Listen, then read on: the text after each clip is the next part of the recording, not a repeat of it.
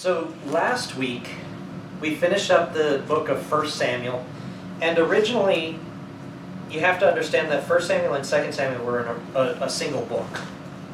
They were split up later on as time frame went on, and they were written as a single account of the beginning of the kingdom of Israel. And so, last week we finished up chapter 31 of 1 Samuel, and that's when Saul died. He was defeated by the Philistines. He didn't want to be killed by the Philistines, or actually he didn't want to be abused by the Philistines. He knew that they would keep him alive a while and hurt him. And so he asked his armor bearer, if you remember, to kill him, and his armor bearer wouldn't do it because Saul had loyal servants. Even though he wasn't a very good king, he had very loyal servants, and his armor bearer was not about to kill his lord and king. And so he said no, and so Saul takes out his own sword and falls on it. And you have to understand, in the Old Testament, Moses wrote originally, "Cursed is anyone who hangs on a tree." And so a lot of times whenever you read in the Old Testament, or even in the New Testament, whenever it says someone went out and hung themselves, it's not what we think of as hanging as a noose around the neck and they hang themselves the way we do it. They would get a sharp stick or a sword and they would hang on it and let it impale them. And so it says he took out his sword and he fell on it. It's the same process. He literally fell on the sword to make sure it would go all the way through and kill him. And whenever his armor bearer, who was standing right there, saw that, his armor bearer did the same thing. And so in the one day, in the single day, we have the death of Jonathan, 3 of his brothers, or no, 2 of his brothers, 3 of his brothers, Jonathan, Abinadab, and Melchishua. So Jonathan and 2 of his brothers, as well as their dad Saul, all 4 of them died the same day on Mount Gilboa.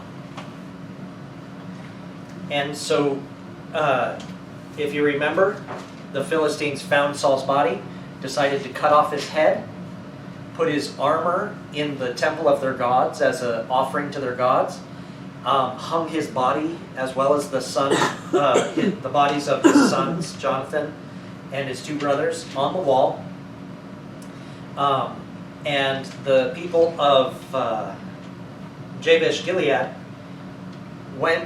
took down the bodies by night. They stole the bodies, burned them, and buried the bones. And that is where we ended the book of 1 Samuel. It's the tragic end of Saul. So the beginning of the book of 2 Samuel, it just continues the story. It says, "Now it came to pass after the death of Saul, when David had returned from the slaughter of the Amalekites." Remember, the Amalekites had attacked Ziklag, burned it with fire, and taken everyone captive and all this stuff. They didn't kill anything. They just took everything. And so David went, attacked them, brought back everything. He didn't lose anything.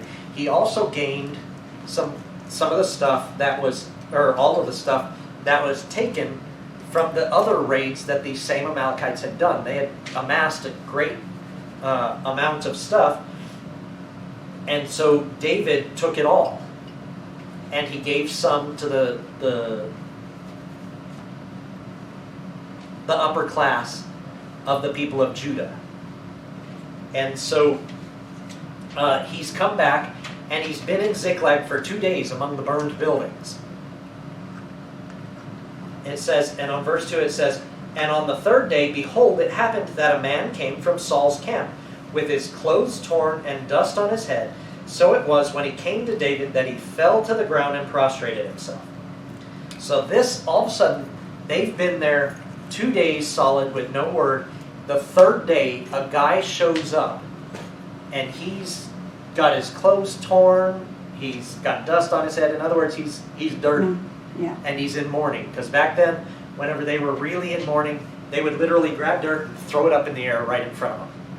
As an act of mourning, it was throwing dirt on their heads, and it would fall on them. And that was a sense that they were in mourning. The other thing that they would do is they would tear their clothes. They're so upset they would just, I can't believe it, and then they would get the dirt and throw it up. But they would look pretty ragged whenever they came into town. And so that's the way this guy shows up. And he sees David, and he comes and he prostrates himself. He lays down in front of David. The ultimate sign of complete subservience to someone. Laying down in front of him. And David said to him, "Where have you come from?" So he said to him, "I have escaped from the camp of Israel." Then David said to him, "How did the matter go? Please tell me." And he answered, "The people have fled from the battle. Many of the people are fallen and dead, and Saul and Jonathan, his son, are dead also." So David said to the young man who told him, "How do you know that Saul and Jonathan, his son, are dead?" Then the young man who told him said, As I happened by chance to be on Mount Gilboa, there was Saul leaning on his spear, and indeed the chariots and horsemen followed hard after him. Now when he looked behind him, he saw me and called to me, and I answered, "Here I am." And he said to me, "Who are you?" So I answered him, "I am an Amalekite." He said to me again, "Please stand over me and kill me, for anguish has come upon me, but my life still remains in me." So I stood over him and killed him, because I was sure that he could not live after he had fallen. And I took the crown that was on his head and the bracelets that was on his arm, and I have brought them here to my Lord. Therefore David took hold of his own clothes and tore them, and so did all the men who were with him.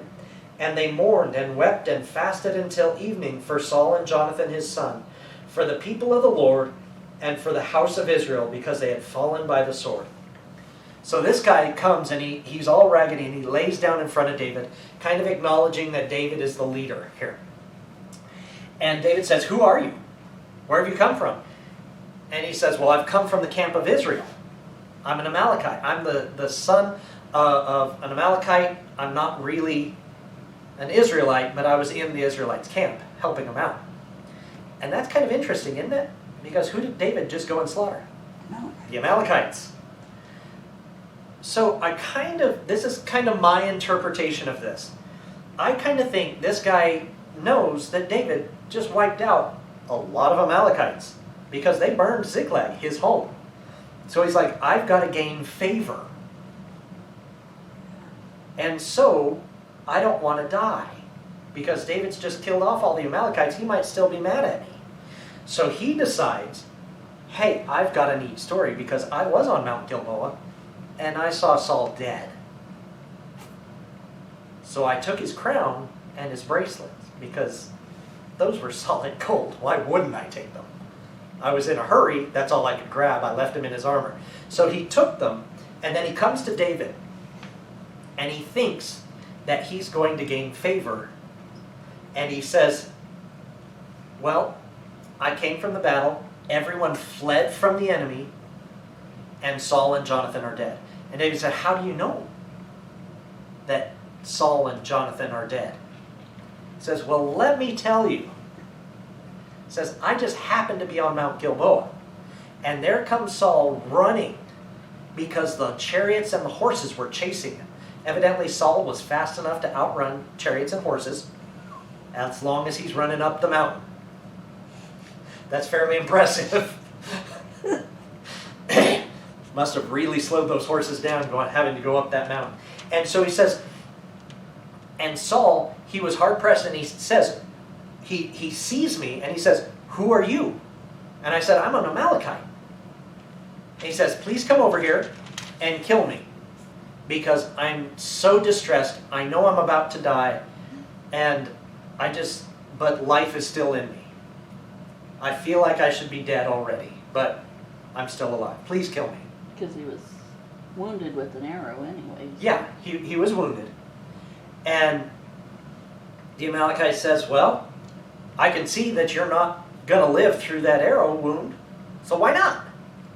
And so I killed him. And then I took his bracelet, and I took his crown, and I brought them here to you, David. That's why I did it. It was all for you. This is all for you. You can tell that this guy has not heard David's loyalty to Saul. Yeah. And so, as soon as he hears it, David is so upset that he does what I just described earlier. He tears his robe and he tears his clothes. He is such in anguish, and he wept and he cried and he fasted, refused to eat anything until evening. They fasted all that day, him and all his men. They were so upset. They all tore their clothes. I mean, you really see that David's not going, finally, someone killed that guy. I don't have to worry about him anymore. That's not David's posture. David's posture is one of, oh my gosh, I can't believe that Saul is dead. And Jonathan. And all the people of Israel that fell. They fell before their enemies. And David is heartbroken. And it's not just a fake outward appearance of being sad. David is truly upset.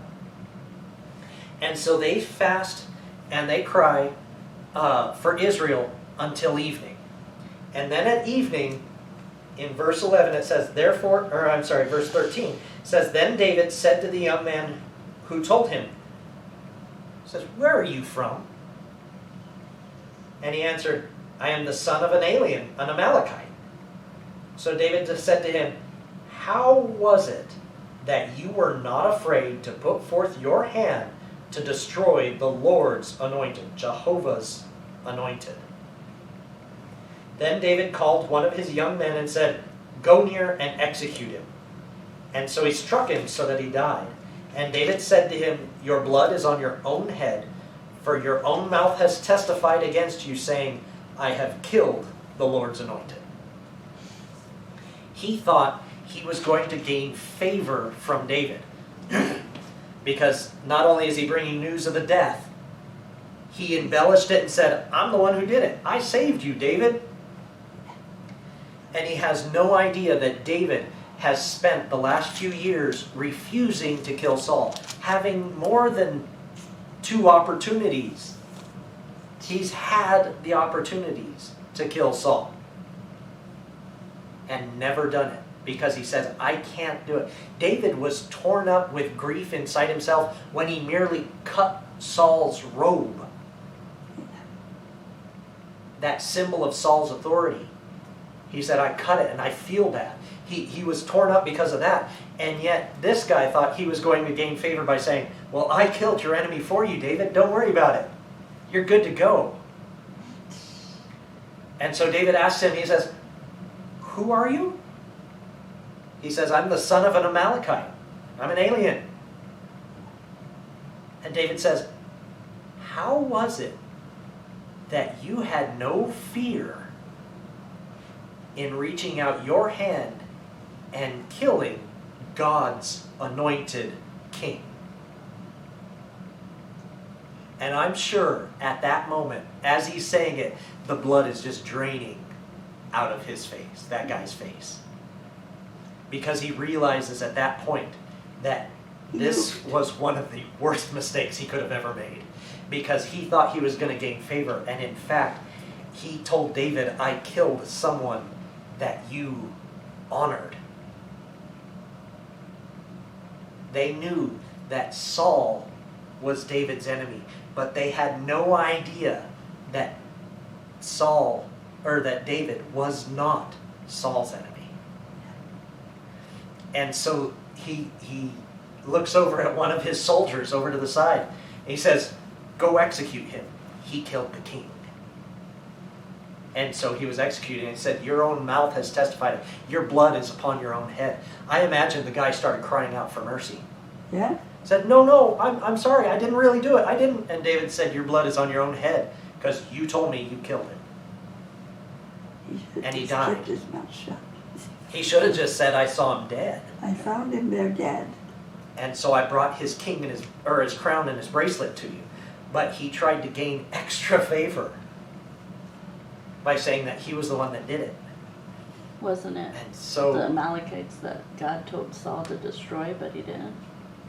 I believe so.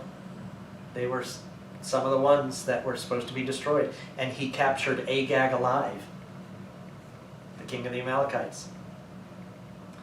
And so we have this whole thing going on. And David, see, so many times people do things to us. And in this world we see that people attack us for no reason. People come after us and do things that are harmful to us, and we don't understand why. And in our human mindset, and especially in modern times, we look at it and we go, well, they did this to us, therefore I'm never going to help them out. I'm never going to do anything good for them. I'm glad when bad things happen to them. And yet we should have more of the same posture that David had. Saul wanted to kill David, but David wanted to honor Saul. David didn't count Saul as an enemy. David was not his enemy. Through the whole thing, David protected Saul. Whenever his soldiers were like, let me pin him to the ground. It'll take me one hit straight down. He's right here, asleep at your feet. He'll never rise again. David protected Saul. Through it all, David protected him. And yet, how many times do we want to take revenge on those people who do things to us? And because of that, we enter into a posture that is bad for us. That's harmful to our own spirits, and it starts affecting other parts of our lives because we have this anger inside of us. That's why Jesus in the New Testament, he says, you've heard it said of old, love your brothers and hate your enemies. He says, but I give you a new rule. He said, love your enemies. Do good to those who spitefully use you and harm you, and you will be blessed by God. Whenever we get it into our mind that we want to hurt those who hurt us, it affects the rest of our life, or the rest of our life, not like in time frame, but every aspect of our life. It affects us because we start thinking in more malicious ways, and it starts affecting our spirit, and every aspect starts to get a darker tint if you look at it, and it leads us in bad ways, and God can't bless us the way He wants to because we're trying to take revenge on people. And God doesn't want us to do that. He wants us to love everyone. And that doesn't mean we lay down and let people walk all over us. It doesn't mean that we let people do whatever they want because that's what love is. That's not true love. True love is whenever you see a little child reaching out to grab the hot element of an oven, you stop them. You don't let them do whatever they want. And whenever you see people doing things that are harmful to themselves or others, we have to speak up. That's not right. We do it in love. And too many people, too many Christian people, have gotten it into their mind that we don't have to do it in love anymore. We tell them they're doing wrong and that's it. You're going to hell. You know, that's not the good news. Jesus told us to spread the good news. The good news is you don't have to go to hell. And these are the ways you do it. And you accept Jesus Christ, and then you start working on those things that He doesn't like. You're saved from the beginning, and then we start to try and please Him throughout the rest of our lives by cutting out those things that are not pleasing to Him, that makes Him uneasy, because they don't go along with true love. And so we need to have more of the mindset of David of, God, I don't want to take revenge for myself. I want to forget about those things and just help people out. Even if they've done bad things to me, I still want to help them. And that's the thing that David had. In fact, the rest of the chapter here is a song that David wrote because he was lamenting the death of Saul and Jonathan. And it starts out in verse 17, it introduces it. It says, "Then David lamented with this lamentation over Saul and over Jonathan his son, and he told them to teach the children of Judah the song of the bow," which is what he called it. "Indeed, it is written in the book of Jasher." This is one of those times where it mentions a historical book that was written way back when during the Old Testament. And it kind of travels through a lot of the Old Testament. We don't consider it an anointed book. That's why it's not part of the Bible. But it does cover a lot of the situations that happens in the Bible. It's written around the same time frame. And I've read some of it. I haven't read all of it. But some of it's kind of interesting. And other parts you got to go, I'm not sure that's accurate. Because it's just kind of interesting. But this, according to the Bible, is written in the book of Jasher. And it says, "The beauty of Israel is slain on your high places. How the mighty have fallen. Tell it not in Gath. Proclaim it not in the streets of Ashkelon. Lest the daughters of the Philistines rejoice. Lest the daughters of the uncircumcised triumph. O mountains of Gilboa, let there be no dew or rain upon you, nor fields or of offering. For the shield of the mighty is cast away there, the shield of Saul not anointed with oil. From the blood of the slain, from the fat of the mighty. The bow of Jonathan did not turn back, and the sword of Saul did not return empty. Saul and Jonathan were beloved and pleasant in their lives, and in their death they were not divided. They were swifter than eagles. They were stronger than lions. O daughters of Israel, weep over Saul, who clothed you in scarlet with luxury, who put ornaments of gold on your apparel. How the mighty have fallen in the midst of the battle. Jonathan was slain in your high places. I am distressed for you, my brother Jonathan. You have been very pleasant to me. Your love was wonderful, surpassing the love of women. How the mighty have fallen, and the weapons of war perished." This is a song that David sang in his sorrow. He said, "The beauty of Israel is slain in your high places. How the mighty have fallen." He just honors Jonathan and Saul through the whole thing. And he says, don't proclaim it in Ashkelon. Tell it not in Gath. These are cities of the Philistines. He says, don't let them rejoice over it. I hope they never find out that Saul is dead. He says, because then they're going to rejoice. The daughters of the Philistines will rejoice. Their women will triumph. They'll be singing and dancing in the streets. He says, don't let them know. And then he goes to the place where Saul was killed on Mount Gilboa. And he says, Mount Gilboa, he said, let there be no more rain on you ever, because you are the death place of the mighty one of Israel. He says, on you let there be no rain, no fields of offering, because the shield of Saul was cast away there. The bow of Jonathan was there. His sword was fallen there. And so he kind of curses the mountain a little bit.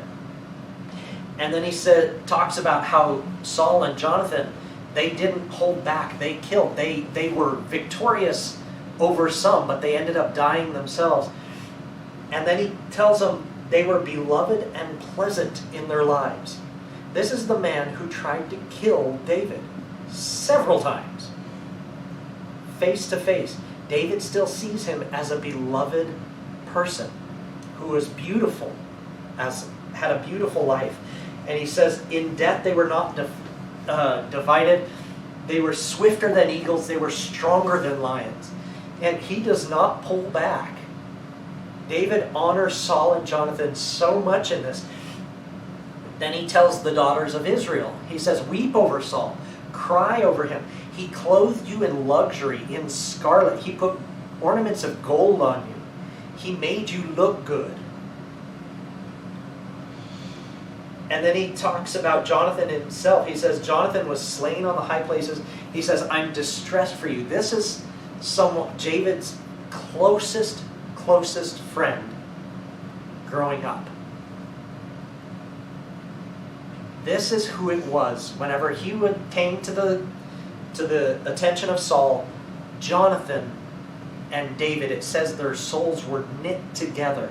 Have you ever met someone who the minute you meet them, it's like you've known them all your life?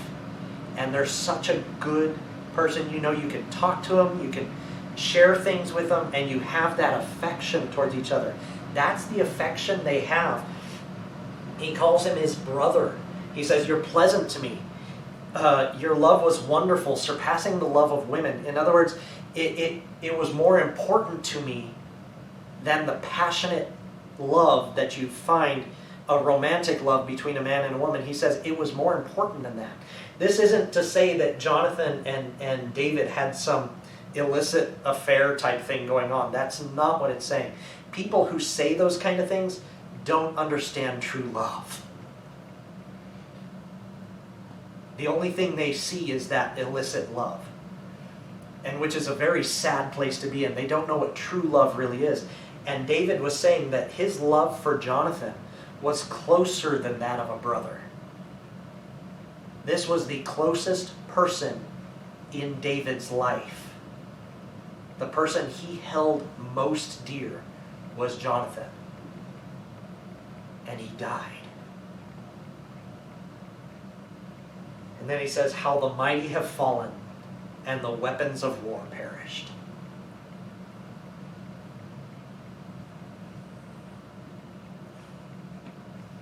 David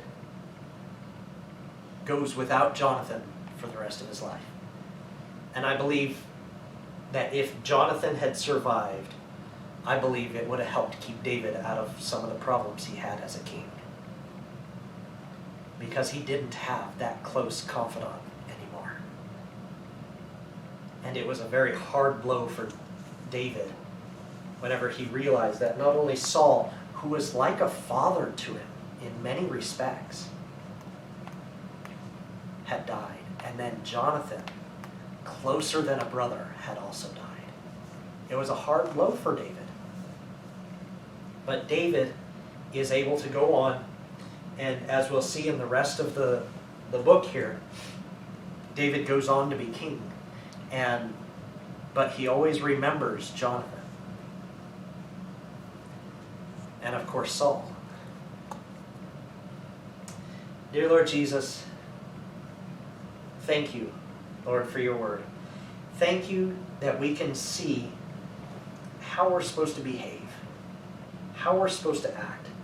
Lord, whenever you walked this earth, you told us to love our enemies and to do good to those who spitefully use us and hurt us and try and destroy us.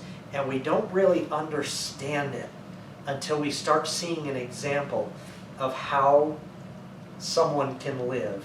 Not just you who were perfect in all your ways, but David, who as we'll see in future weeks, had a lot of flaws in his life and a lot of flaws in his character. But Lord, he still loved the one that was trying to kill him and who was trying to destroy him.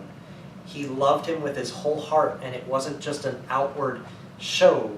He truly loved his enemy. Lord, and I pray that you would help us to have that same posture. Lord, that same idea and that same attitude where we can love those who don't love us. Lord, for that's when we truly show pure love, true love. And I pray that you would help us to be your children in such a way that that true love that you give us flows through us to other people. Lord, take us from here safely. Help us to be good witnesses all this week and bring us back safely next week. In Jesus' name.